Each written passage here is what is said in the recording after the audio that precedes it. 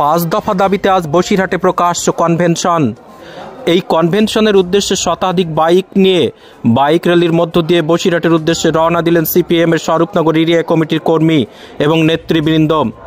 আজকের এই বাইক র্যালিতে উপস্থিত ছিলেন কৃষক নেতা কমরেড রকিব শাহজি এবং কমরেড দীনেশ চন্দ্র মণ্ডল সহ অন্যান্য নেতৃবৃন্দ।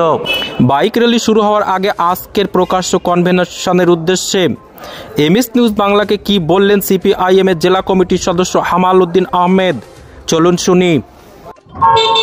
আমাদের জেলা 5টি মহকুমাতে 5টি কনভেনশন হবে। আজকে হচ্ছে বসিরহাট। কয়েকটি সংগঠন, ক্ষেতমজুর ইউনিয়ন, সামাজিক ন্যায় মঞ্চ, আদিবাসী রক্ষা মঞ্চ, আওয়াজ এবং বস্তি উন্নয়ন সমিতি, যারা সমাজের সবচেয়ে পিছিয়ে পড়া অংশ, তাদের নিয়ে হবে এই কনভেনশনটা।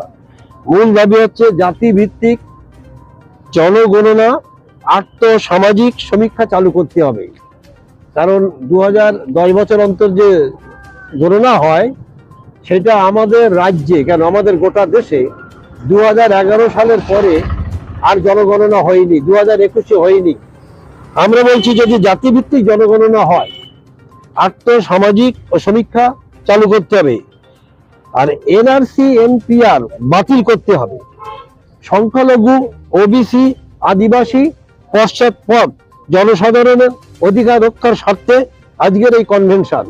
আর নির্বিচারে যে বস্তি উচ্ছেদ করা হচ্ছে, যেহেতু আমাদের এলাকায় সেই বস্তি নেই, সেই অর্থে এটা শহর এলাকায় আছে, পুনর্বাসন না দিয়ে উচ্ছেদ করা চলবে না এবং অবিলম্বে স্মার্ট মিটার বাতিল করতে হবে এবং বিদ্যুতের মূল্য কমাতে হবে।